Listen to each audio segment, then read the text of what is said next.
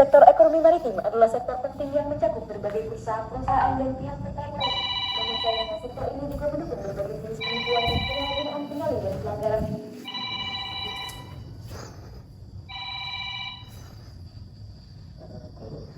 Halo, apa benar dengan headquarter tim? Ya, benar. Ada yang bisa dibantu? Saya dari Dewan Pengawas BUMD Pelayanan Armada Daerah Provinsi ABC. Berdasarkan dugaan dari laporan auditor terakhir, saya membutuhkan spesial audit dalam hal audit investigasi oleh headquarter tim. Apakah tim Ibu bersedia?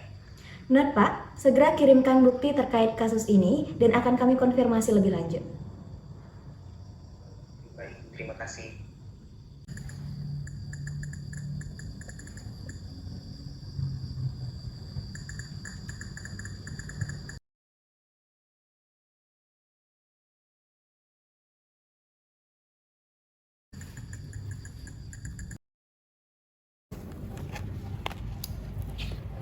Baik, terima kasih Bapak dan Mas yang telah hadir dalam rapat kita kali ini, yang mana saat ini kita mendapatkan penugasan terkait kasus BUMD Pelayaran Armada Daerah Provinsi ABC, yang mana Badan Pengawas menemukan beberapa indikasi ketidakwajaran yang dapat merugikan negara saat dipimpin oleh Mr. B.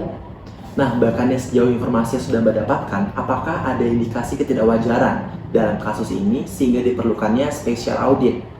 Baik Bapak, berdasarkan bukti-bukti yang telah saya dapatkan dan juga berdasarkan dari analisis saya, terdapat beberapa indikasi ketidakwajaran dalam kasus ini. Yang pertama, pelanggaran aturan dan kebijakan, yang mana salah satunya adalah terjadinya kegiatan pungutan liar yang seharusnya tidak diperbolehkan lagi dalam aturan dan kebijakan Pemerintah Republik Indonesia yang tertuang pada pasal 2 dan 3 Undang-Undang Nomor 31 Tahun 1999 tentang pemberantasan tindak pidana korupsi.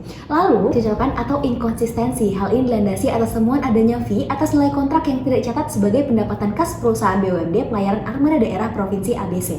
Lalu keluar dari batas normal atau materiality Bapak. Ditemukan beberapa tunggakan biaya yang seharusnya sudah dibayarkan oleh pemerintah sebesar 1 miliar. Kemudian terdapat pungutan liar yang kalau ditotalin seharinya itu bisa sampai 3 juta.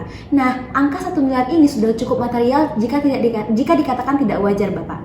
Dan hal ini Bapak terbukti dengan beberapa bukti-bukti voucher pungutan liar yang telah ada dan juga kontrak yang tidak tercatat oleh perusahaan. Lalu berdasarkan juga dari laporan pihak internal dan eksternal ditemukan beberapa indikasi ketidakwajaran Bapak. Baik, bahkan ya, terima kasih atas informasinya. Nah, untuk Mas Azhar, dari data yang Mas dapatkan untuk kasus ini, dari indikasi ketidakwajaran juga disampaikan oleh Bakannya, ya, adakah atau di mana letak kecurangan dari kasus ini? Yang pertama itu ada tunggakan biaya doking kepada dok perkapalan W sebesar 1.285.613.300 per 10 Juli tahun XXX. Berdasarkan laporan yang diterima, biaya ini sudah dibiarkan oleh Satker Perhubungan Darat Provinsi ABC karena biaya ini sudah termasuk subsidi sesuai pasal 2 ayat 2 pada Peraturan Menteri Nomor 55 Tahun 2019 tentang komponen biaya dan pendapatan yang diperhitungkan dalam kegiatan pelayanan publik kapal perintis. Nah, yang kedua adalah kecurangan dalam pungutan liar. Pungutan liar ini dilakukan oleh Mr. C sebesar 3 juta per hari, yang dimana telah melanggar pasal 2 dan 3 Undang-Undang Nomor 31 Tahun 1999 tentang pidana korupsi. Kecurangan selanjutnya, hubungan keluarga, yang dimana Kepala Pengawas Kapal-Kapal di Dermaga 345 merupakan adik kandung langsung Direktur Utama BUMD Pelayaran Armada Daerah Provinsi ABC, sehingga ini melanggar pasal 30 tentang kepengurusan BUMD dalam PP Republik Indonesia Nomor 54 Tahun 2017 tentang BUMD. Hubungan keluarga ini memberikan kesempatan terjadinya nepotisme dan kolusi. Hal ini yang membuat Mr. C bebas melakukan pungutan liar. Selanjutnya, pencucian dan penyelewengan dana perusahaan. Mr. B terindikasi melakukan pencucian uang dan penyelewengan dana pada temuannya adanya pendapatan 10% dari nilai kontrak perusahaan yang tidak masuk ke kas perusahaan. Hal ini melanggar pasal 2 dan 3 Undang-Undang Nomor 8 Tahun 2010 tentang pencegahan dan pemberantasan tindak pidana pencucian uang di mana adanya kegiatan pengalihan kas perusahaan ke hal individual. Dan kecurangan terakhir adalah not accountability, untransparency, dan unresponsibility, yang dimana kebocoran pendapatan pembayaran yang tidak dilaporkan oleh Mr. B mengindikasikan adanya aktivitas yang melanggar pasal 92 PP Republik Indonesia Nomor 54 Tahun 2017 tentang BUMD. Jadi, itulah beberapa letak kecurangan yang telah ditemukan Bapak. Dari informasi-informasi ini kita sudah menelaahi dan juga sudah menambahkan informasi-informasi yang diperlukan. Maka langkah selanjutnya adalah saya ingin mempertanyakan, apakah kasus ini layak untuk kita investigasi? Iya, layak. Maka langkah selanjutnya kita harus menyusun hipotesis untuk menentukan program audit apa yang kita laksanakan dengan melakukan pengumpulan bukti melalui teknik-teknik pengumpulan bukti seperti wawancara, pengujian fisik, maupun konfirmasi. Yang mana dari bukti tersebut harus kita evaluasi. Jika diperlukan, maka kita harus merevisi hipotesisnya. Namun jika tidak, maka kita harus menentukan siapa pihak yang bertanggung jawab dengan melampirkannya pada laporan hasil audit investigasi.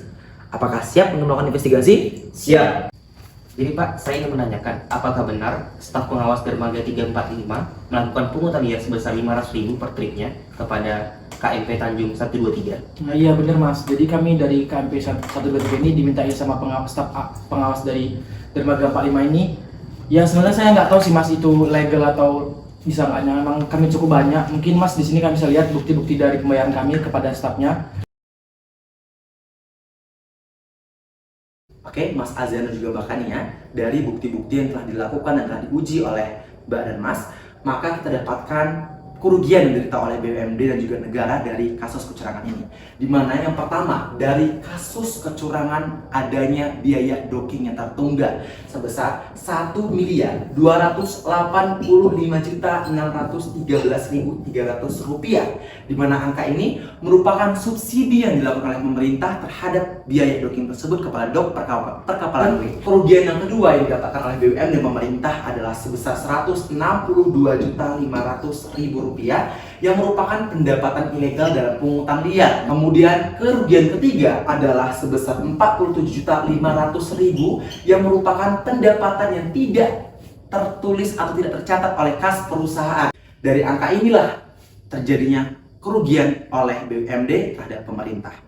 Baiklah, berdasarkan dari kerugian yang diderita oleh BUMD, maka kita bisa mengidentifikasi potensi kerugian yang akan mendatang, yang dimana penurunan kinerja BUMD. Hal ini dikarenakan meningkatnya biaya operasional dari KMP 123, maka meningkat juga biaya tarif transportasi dari KMP 123, yang dimana ini akan membuat masyarakat cari alternatif lain untuk menggunakan transportasi, dan ini akan berpengaruh dari kerjasama antara KMP 123 dan dermaga 345. Nah, untuk yang kedua adalah citra BUMD yang tercoreng. Dengan tercorengnya citra BUMD ini akan menimbulkan public trust, yang dimana ini akan menurunnya kepercayaan investor untuk menginvestasikan ke BUMD.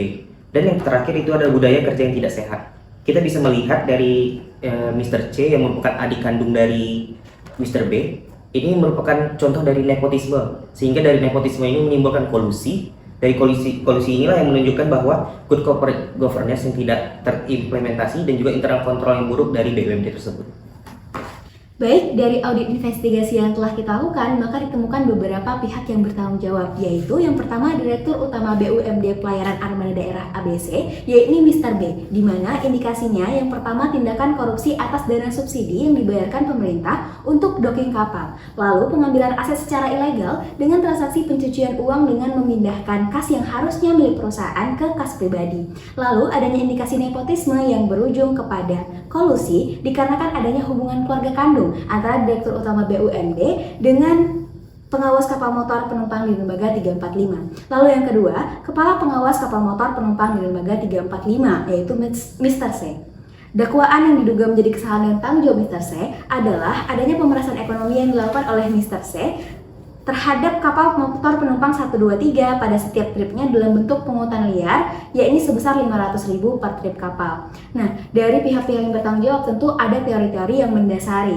Yang pertama ada teori agensi, lalu teori stewardship, dan juga fraud hexagon teori. Nah, dari teori ini salah satunya sebagai penentu pihak yang bertanggung jawab adalah teori agensi, di mana adanya perbedaan kepentingan antara prinsipal yang mana halnya adalah Dewan Pengawas dan juga agensi yang mana halnya adalah Mr. B.